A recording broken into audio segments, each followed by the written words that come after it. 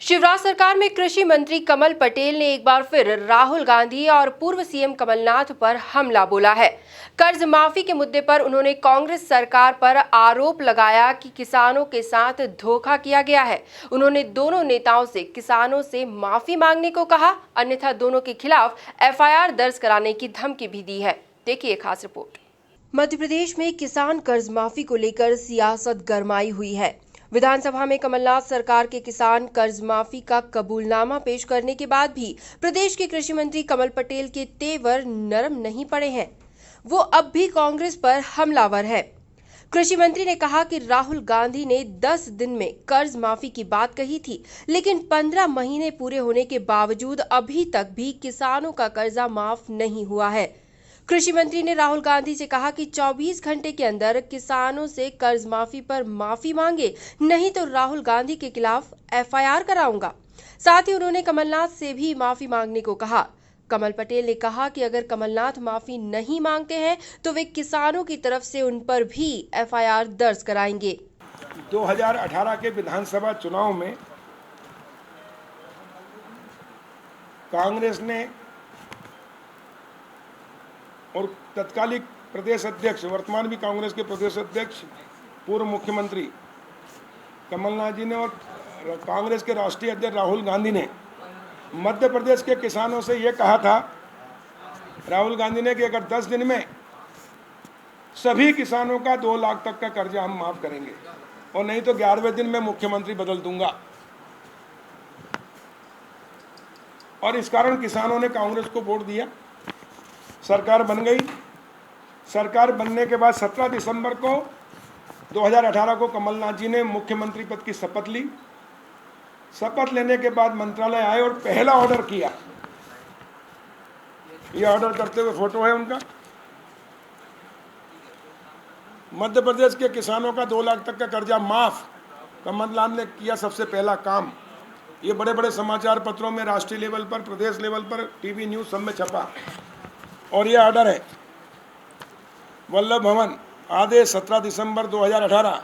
मध्य प्रदेश शासन एतद द्वारा निर्णय लिया जाता है कि मध्य प्रदेश राज्य में स्थित राष्ट्रीय तथा सहकारी बैंकों में अल्पकालीन फसल ऋण के रूप में शासन द्वारा पात्रता अनुसार पात्र पाए गए किसानों के रुपये 2 लाख तक की सीमा तक के दिनांक 31 मार्च 2018 की स्थिति में बकाया फसल ऋण माफ किया जाता है।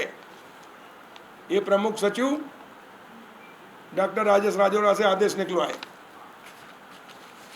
बड़े बड़े समाचार पत्र और टीवी चैनल में छपा कि कमलनाथ ने राहुल गांधी ने, कांग्रेस ने 10 दिन का कहा था, 2 घंटे में कर दिया कमाल।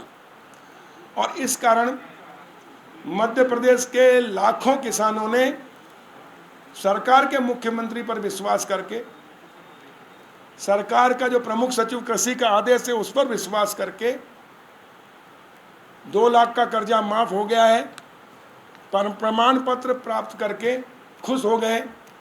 लेकिन बाद में उनके साथ धोखा हुआ, धोखाधड़ी हुई, 420 हुई षड्यंत्रपूर्वक, कि किसी भी किसान का 2 लाख का कर्जा माफ नहीं हुआ।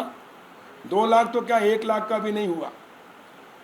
और इस प्रकार उन्होंने अपना जो हर साल रेगुलर किसान अल्पकालीन ऋण लेता, खाद बीज दवाई के लिए, और भर देता है, और 0% पर उसको कोऑपरेटिव बैंक ऋण देती थी, वो नहीं भरने के कारण वो डिफाल्टर हो गए। डिफाल्टर होने के कारण उनके ऊपर ब्याज पर ब्याज चढ़ता गया और आज लाखों किसान कर्ज में डूबे हुए हैं और धोखा खाए हैं अभी विधानसभा में।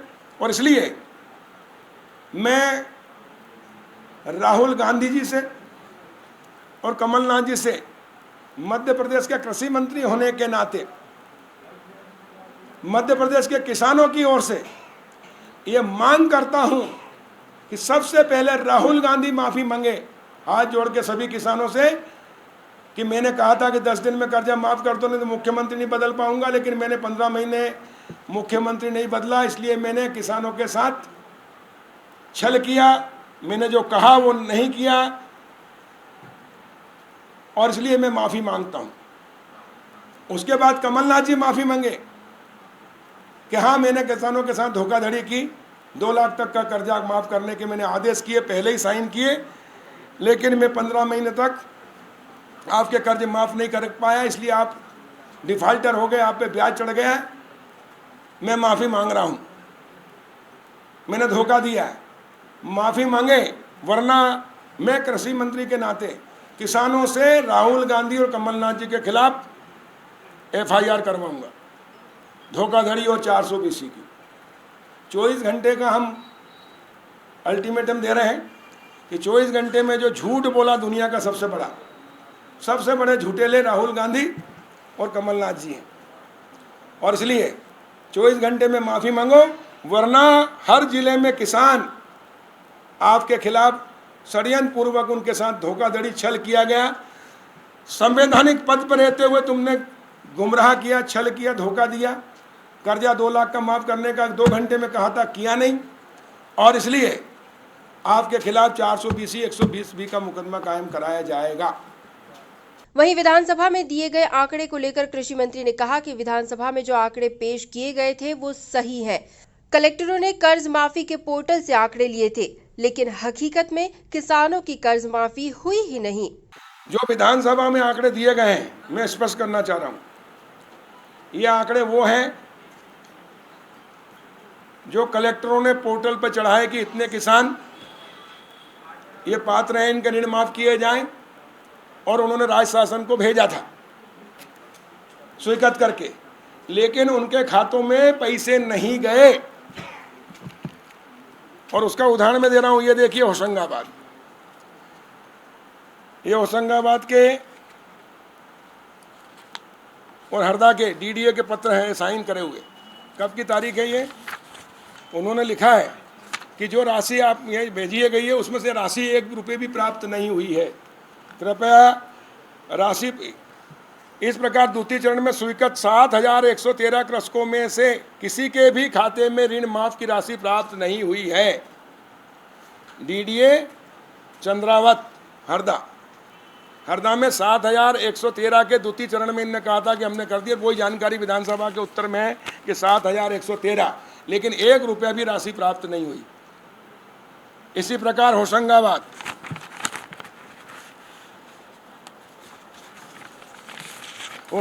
में भी 1 रुपये की राशि प्राप्त नहीं हुई। ये होशंगाबाद का, ये देखिए, कृपया उक्त आवंटन जिले को शीघ्र उपलब्ध कराने का कष्ट करें, जिससे कि निर्धारित दिनांक से तहसीलवार कार्यक्रम से पूर्व राशि किसानों के खातों में जमा कराकर प्रमाण पत्र तैयार किए जा सकें।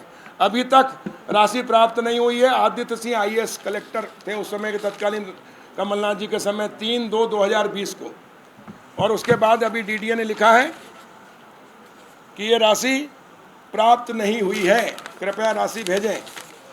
एक अपराध किया। दूसरा अपराध जो सबसे बड़ा किया कमलनाथ ने, जो किसानों को हमेशा के लिए बर्बाद कर दिया, वो था कि किसानों को सबसे बड़ी सहयोगी संस्था है सहकारिता में कोऑपरेटिव बैंक, जिला सहकारी बैंक, उसके नीचे होती है सहकारी साख संस्थाएं जो किसानों की है, उसका बोर्ड भी किसान का होता है, उसको कोई भी निर्णय लेना किसान ही ले सकते हैं, जो बोर्ड है उसका।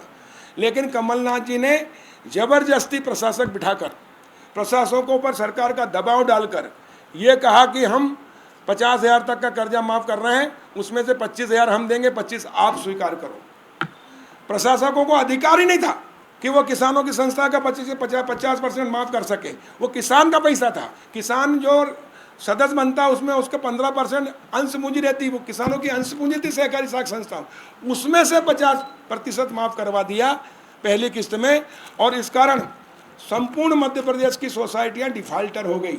सोसाइटी डिफाल्टर होने से उसका परिणाम ये हुआ कि वो सोसाइटी को DMO ने खाद उधार नहीं दिया, क्योंकि वो कर्ज में आ गई।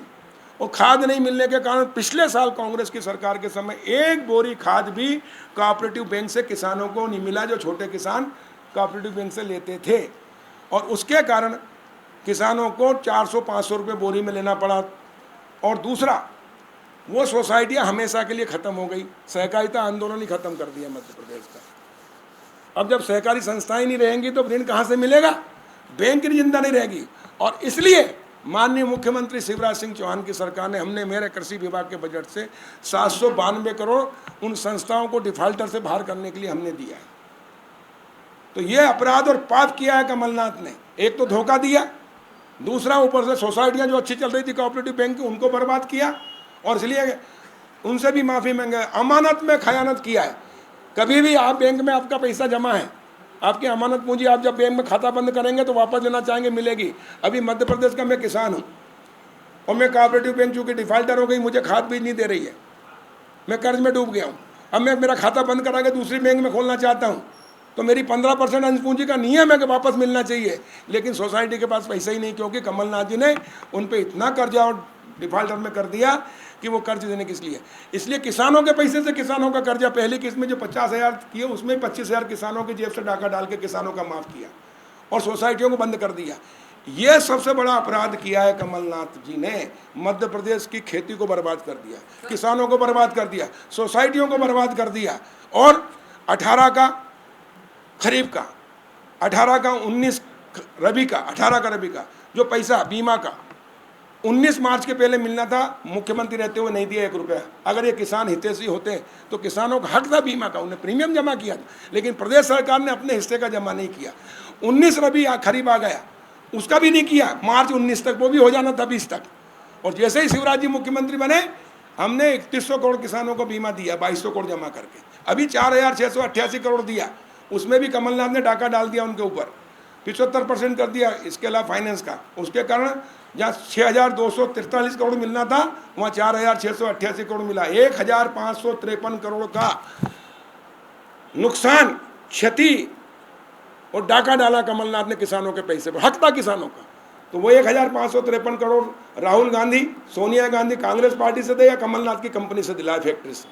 वहीं एमपी कांग्रेस ने कृषि मंत्री कमल पटेल पर जवाबी हमला बोला है। कांग्रेस प्रवक्ता अभय दुबे ने कहा कि विधानसभा और आर्थिक सर्वेक्षण रिपोर्ट में इस बात का खुलासा हुआ है कि कांग्रेस की कमलनाथ सरकार में किसानों का कर्जा माफ हुआ है और किसानों के साथ दोनों ने मिलकर कुठाराघात प्रारंभ कर दिया। भारतीय जनता पार्टी की सरकार ने हाल ही में जो आर्थिक सर्वेक्षण विधानसभा में रखा है, उससे एक बहुत बड़ा खुलासा होता है कि समूचे हिंदुस्तान का कृषि क्षेत्र का सर्वश्रेष्ठ प्रदर्शन कमलनाथ जी की सरकार ने किया, ये उन्होंने सदन में स्वीकार किया। अर्थात पूरे देश में सर्वश्रेष्ठ मुख्यमंत्री के रूप में कमलनाथ जी उभरे, ये बात उन्होंने स्वीकार की। उन्होंने सदन में ये बताया कि एग्रीकल्चर ग्रोथ रेट क्रॉप्स की स्पेसिफिकली 2019-20 में 7.1% रही, 7.1%। और जो शिवराज सिंह चौहान 24% घोषित करते थे, इस आर्थिक सर्वेक्षण में लिखा है कि agriculture growth rate during 17-18 it was -0.2.2। Negative growth rate थी 2.2% 17-18 में। 18-19 में नेगेटिव ग्रोथ रेट थी 2.6%। अर्थात जब वो 24% बता रहे थे, तब वास्तव में किसान मध्य प्रदेश का त्राहिमाम कर रहा था, फांसी के फंदे को चूम रहा था। आखिर ये उपलब्धि हासिल क्यों हुई? क्योंकि यशस्वी मुख्यमंत्री कमलनाथ जी ने शपथ लेते ही इस बात की घोषणा की कि वे किसानों का 2 लाख रुपए तक का कर्ज माफ कर रहे हैं। उन्होंने पहले ही इस बात को रेखांकित किया था कि प्रदेश में 70% लोग लगभग। कुल मिलाकर कमलनाथ सरकार में हुए किसान कर्ज माफी को लेकर एक बार फिर बीजेपी और कांग्रेस आमने सामने है। दोनों ही दल एक दूसरे को झूठा साबित करने में जुटे हैं। सदन में कर्ज माफी को स्वीकार कर शिवराज सरकार अब डैमेज कंट्रोल में जुटी हुई है। भोपाल से राकेश शर्मा के साथ सुशील यादव की रिपोर्ट।